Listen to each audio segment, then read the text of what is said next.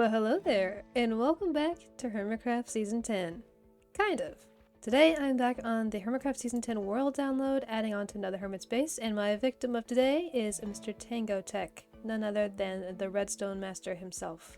So I actually forgot to record this intro, so I'm recording this now that I've actually done the building. So what you're going to be seeing is my time-lapse and my explanation of how I went about it. And of course, if you're a fan of Tango, I'm sure you know what the before looks like, but I'll also include a shot of that. So without showing you what I added on, Tango's base is this incredible looking steampunk vibe. It's so cool. Everything has like incredible details and all these different pipe systems and the smoke coming out and this giant wheel. It is so cool. I love this base. It is so awesome. And Tango says he's not a builder. Sir, I'm afraid you are. I've watched Tango for about 7 years now, and funnily enough, my bird is named Tango. That was not on purpose. It was just coincidence, and I didn't realize it until months after I named my bird, and I was like, oh, well, there we go. So yeah, being a fan of Tango for so long, it's about time that I try and tackle something of his, and his base on this season seems like the perfect opportunity for that. Oh, and by the way, I do a lot of building for these over at my Twitch, so if you want to see the process in real time and chat with me while I do it, please check out the link in the description, and I would love to see you there. Dude, is this giving anyone else flashbacks? Look at this guy. Now, without further ado, let's get building. Okay guys, so I normally don't post these so close to each other, but with Hermitcraft Season 11 literally starting tomorrow, I figured I would hop on the train and get some extra Hermitcraft content out there. First, I just kind of started filling in some holes around the area and filling them in with grass, and as you can see, I just kind of had a basic shape of the dimensions of the build that I wanted. I really had no game plan going into this like whatsoever, but for me, that's usually when I make the best things, is when I have little to no plan and just kind of sketch it out, so to speak, as I go. If you're curious what other hermits I've done so far, take a look in the video description and I'll link them there. They should also be popping up in cards in the top right corner throughout the video. So far, I've done B-dubs and smallish beans. Please comment and let me know who you'd be interested in seeing me do next. I'm open to any and all suggestions, and I will do my best to get around to every one of them. At this point, I realized that Tango had forgotten to match the copper rods on the bottom of the right tower, so I went ahead and fixed that for him. I had never noticed that before in his videos, so it was funny to catch that now. But hey, I fixed it. All good.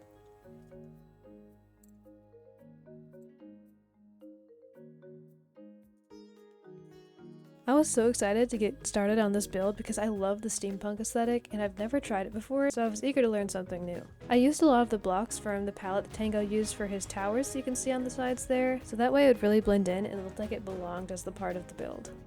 Honestly, I kept fiddling around with this little frame for so long, changing blocks and ideas and just building something and deleting it and building something and deleting it. But now that we see the direction that I'm going with this frame, why don't we go ahead and hop into a flashback time-lapse of the whole process of building, and I'll check in with you every now and then with my notes.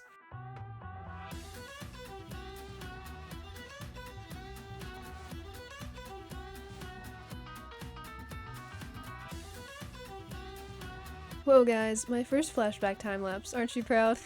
I think it's pretty cool. Anyway, this cogwheel was a bit of a challenge to get to look cool on such a small scale, but I'm actually pretty happy with how it turned out. It is touching the ground, but if you think about it, it still turned considering the shape of the edges. Just maybe not exactly how it should. Just let me know what you think, because either way, I still think it looks pretty neat.